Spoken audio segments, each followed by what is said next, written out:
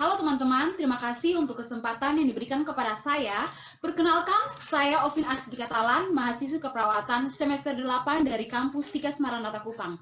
Untuk kesempatan kali ini, saya akan membawakan materi dalam mata kuliah keperawatan manajemen. Nah, materi yang akan saya bawakan di sini adalah apa itu masa depan dalam dunia keperawatan.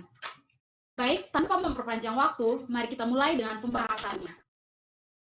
Nah, sebagai pengantar, kebanyakan perawat seringkali menemui pasien mereka dan sistem perawatan kesehatan dari dekat. Faktanya mengatakan bahwa sebagian besar perawat bekerja di bidang perawatan kesehatan sistem, mengalami efeknya secara pribadi dan praktik saat ini bahkan ketika mereka bisa membahayakan pasien. Namun, di lain waktu, waspada perawat menarik perhatian pada masalah yang bisa dipecahkan. Ini adalah contoh tindakan perawat siaga selama wabah flu tahun 2017 sampai dengan tahun 2018. Baik, kita lanjutkan ke materi yang berikut. Yang berikut adalah keperawatan kesehatan saat ini, atau ini adalah kekhawatiran saat ini. Yang pertama adalah terkait perawatan kesehatan, misalnya nosokomial, infeksi yang telah lolos dalam tanda kutip dari rumah sakit dan sekarang dapat ditemukan terjadi dalam perawatan rumah dan di komunitas. Yang kedua adalah krisis opioid yang telah menyebabkan banyak orang meninggal, yang berpotensi dapat dicegah di seluruh negara. Harapan hidup di Amerika Serikat menurun untuk tahun kedua secara berturut-turut tahun 2016 dikarenakan peningkatan opioid yang fatal overdosis. Sedangkan kematian menurun karena penyakit jantung seperti sudah diratakan oleh OFF dalam STEAM tahun 2017. Yang ketiga adalah kejadian obat yang merugikan, termasuk dalam resep yang salah atau kesalahan dalam pemberian resep, kesalahan pemberian obat, dan efek samping yang serius yang telah merugikan banyak pasien. Yang keempat adalah kekerasan senjata yang mengakibatkan cedera dan kematian serta penyalahgunaan senjata. Masalah kesehatan dalam masyarakat menjadi kekhawatiran yang meningkat. Yang kelima adalah memastikan bahwa perawat yang tepat dalam perawatan yang tepat untuk LGBT. Yang keenam adalah perawat dengan gangguan penyalahgunaan nafsa. Dan yang ketujuh adalah meningkatnya kasus autisme yang ditemukan pada anak. Yang berikut adalah tren saat ini. Tren penyediaan layanan kesehatan yang hadir beberapa tantangan tetapi dapat meningkatkan perawatan sebagai berikut. Yang pertama, peningkatan penggunaan catatan perawat kesehatan elektronik yang menghilangkan kertas dan memungkinkan remote akses tetapi membutuhkan perhatian lebih untuk keadaan cyber. Yang kedua, pengurangan penerimaan rumah sakit yang tidak perlu. Yang ketiga, peningkatan prosedur pembedahan yang dilakukan pada sebuah dasar rawat jalan. Yang keempat, perhatian untuk memberikan perawatan yang berpusat pada pasien, mengurangi ketidakefektifan, terfragmentasi, perawatan yang tidak terorganisasi, tidak responsif, dan tidak dapat diakses. Serta yang kelima, menggunakan data besar dari berbagai sumber, tetapi data pasien dari sistem perawatan kesehatan besar hingga mengidentifikasi tren yang tidak akan terjadi jika tidak telah dicatat. Yang berikut, sistem perawatan kesehatan terintegrasi yang menyediakan perawatan primer berbasis komunitas dan rumah perawatan kesehatan, serta perawatan akut dan jangka panjang perawatan dalam satu sistem terkoordinasi. Kemudian yang ke-8, menjaga kepedulian dalam keperawatan dengan sangat tinggi dengan menggunakan pengaturan teknologi.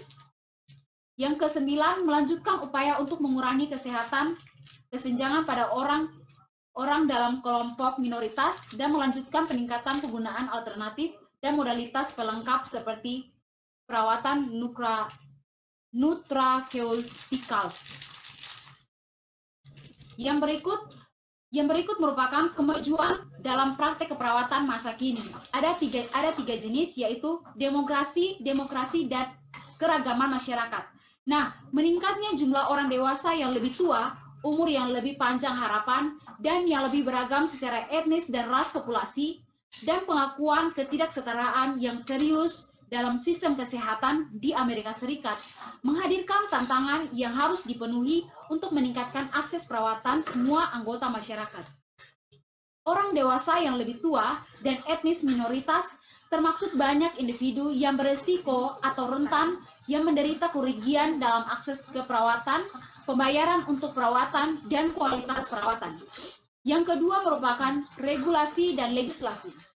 Kepentingan beragam konsumen, penyedia, perusahaan asuransi, pemerintah, dan regulator juga menghadirkan tantangan bagi mereka yang mencoba mendesain ulang sistem saat ini agar lebih hemat biaya serta tanggap terhadap kebutuhan konsumen layanan kesehatan. Dan yang ketiga adalah teknologi. Penggunaan teknologi dan implementasinya, catatan kesehatan elektronik diproyeksi untuk mengurangi biaya dan meningkatkan hasil klinis dengan kualitas dan keamanan. Baik, kita lanjut ke topik yang berikut merupakan reformasi perawatan kesehatan dan terjangkaunya Care Act. Setelah argumen yang panjang dan meski ada yang berat oposisi, perlindungan pasien dan terjangkaunya Care Act atau yang lebih dikenal dengan Obamacare, setelah itu Presiden mempromosikannya dan disahkan pada tahun 2010. Berikut ini adalah beberapa di antaranya perubahan yang paling menarik bagi perawat. Yang pertama adalah reformasi asuransi yang melarang pembatalan jika orang tersebut sakit, hilangkan kondisi yang sudah ada sebelum klausul, dan melarang batasan seumur hidup. Yang kedua adalah pembentukan bursa asuransi kesehatan negara, kemenawaran pertanggungan asuransi yang terjangkau. Yang ketiga, dukungan untuk pendidikan keperawatan dan keperawatan siswa. Dan yang keempat, klinik yang dikelola perawat memenuhi syarat untuk federal pendanaan. Dan yang kelima, perluasan pusat kesehatan berbasis sekolah. Dan yang keenam, dukungan untuk perawatan transisi dan penyakit kronis pengelolaan. Dan yang kedelapan, pembentukan organisasi perawatan yang bertanggung jawab dan rumah sakit medis yang menjembatani kesenjangan antara rumah sakit, panti jompo, dan panti asuhan dan medis of Sisker. Kemudian layanan pencegahan gratis untuk wanita termasuk dalam screening HIV, kontrasepsi, kekerasan dalam rumah tangga, serta yang terakhir adalah laporan standar asuransi kesehatan dalam cakupan sehingga konsumen dapat membandingkan perbedaan dan persamaan. Yang berikut adalah masalah keperawatan. Banyak masalah yang dihadapi refleksi keperawatan masalah dan kekhawatiran tentang sistem dari berbagai jenis. Nah, masalah terkait dengan pekerjaan dari beban kerja yang tinggi, kerja lembur yang wajib, ketidaksopanan, kekerasan di tempat kerja, dan kurangnya otonomi profesional berkontribusi ke kekhawatiran yang terjadi saat ini. Bersama dengan tenaga kerja perawat yang menua. Sisi baiknya adalah ada indikasi meningkatnya minat dalam karir keperawatan sebagai gaji meningkatkan dan kesempatan kerja yang berkembang.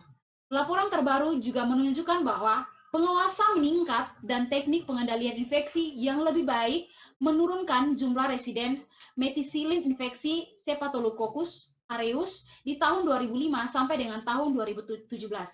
Ini menurun sebagian dikaitkan dengan peningkatan intervensi keperawatan dan pengajaran pasien baik dalam akut pengaturan perawatan dan dalam komunitas. Yang berikut adalah tenaga keperawatan.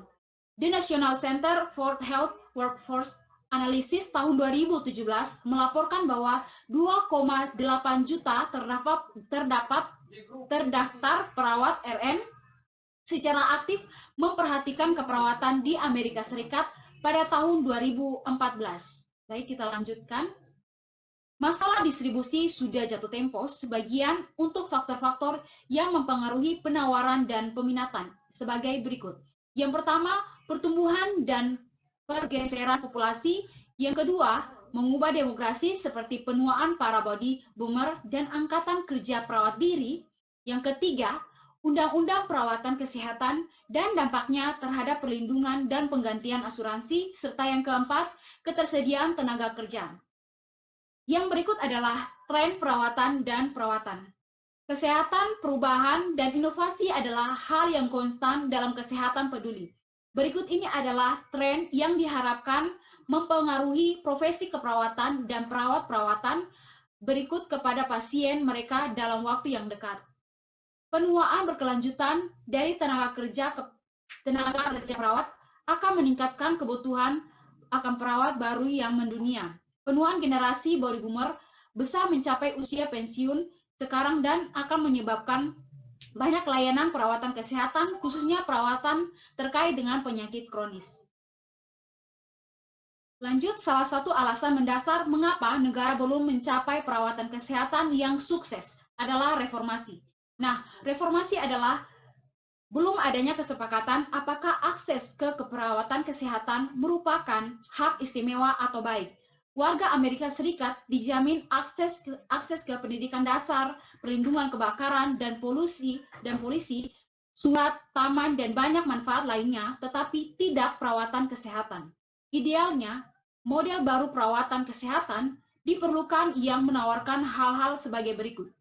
Yang pertama, perawatan holistik yang berpusat pada orang sakit. Yang kedua, koneksi tanpa batas di seluruh komunitas, perawatan akut, dan pengaturan perawatan jangka panjang. Yang ketiga, penghapusan kesenjangan kesehatan. Yang keempat, perawatan yang terjamin dapat diakses dan terjangkau ke semua orang.